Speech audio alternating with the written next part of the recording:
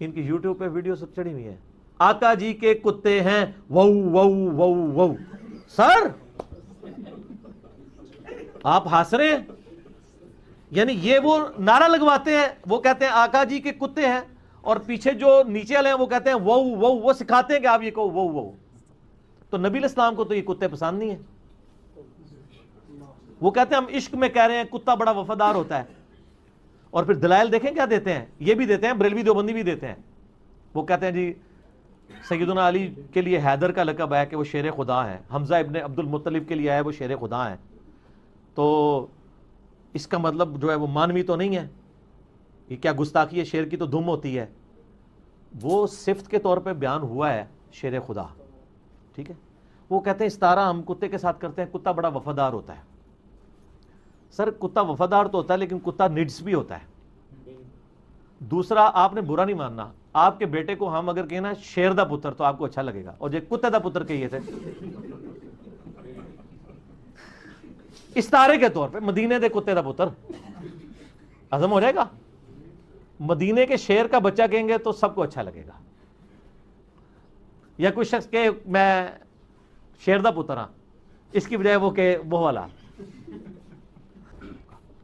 ایک بندہ اپنی سیٹ چھوڑ کے آپ کی سیٹ پہ آیا ہے، اس کو چھوڑ کے آپ فون سن رہے ہیں، تو اس سے بہتر ہے وہ اپنی سیٹ پہ بیٹھے آپ سے فون پہ بات کرے، تاکہ آپ کم از کم کمفرٹیبل زون میں خوشی اور خضوع سے اس کی بات تو سمجھنے کی کوشش کریں.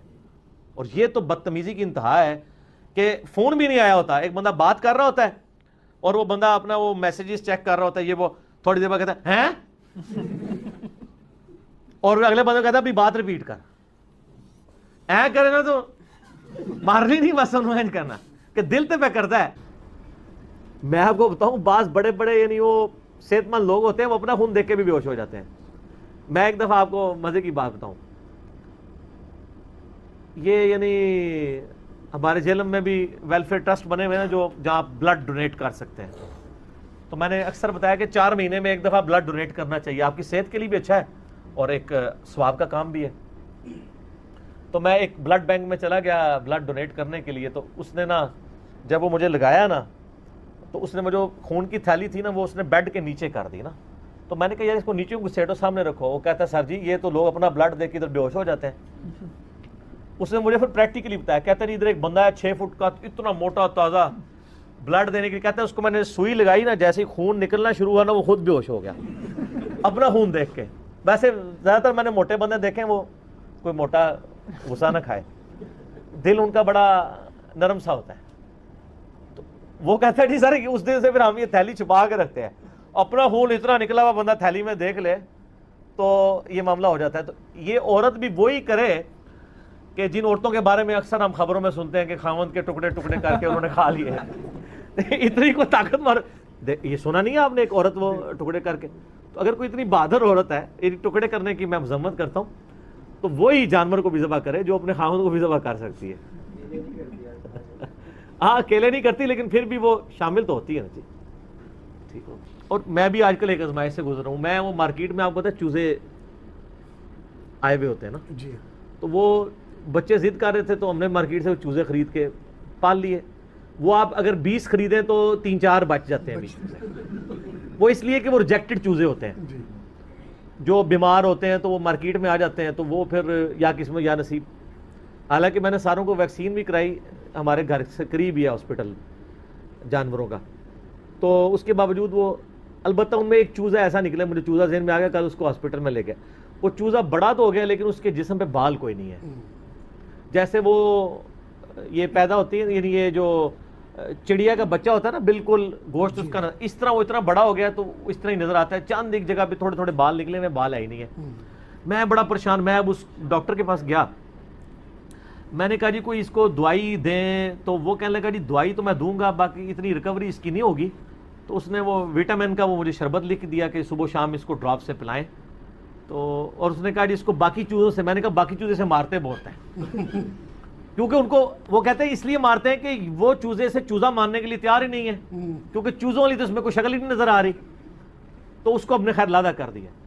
تو وہ کہنے لگے کہ اس کی جینیٹک سٹرکچر کا فرق ہے، یہ لیئر کا میل ہے. تو لیئر مرغی جو ہے نا وہ اس کا جو میل ہوتا ہے وہ اسی طرح کہ اس کی پرورش جسم تو بہت بڑا ہو جاتا ہے لیکن اس کے پر شر کے معاملے میں نا معاملات پرور اس کے نہیں اس طرح اگتے.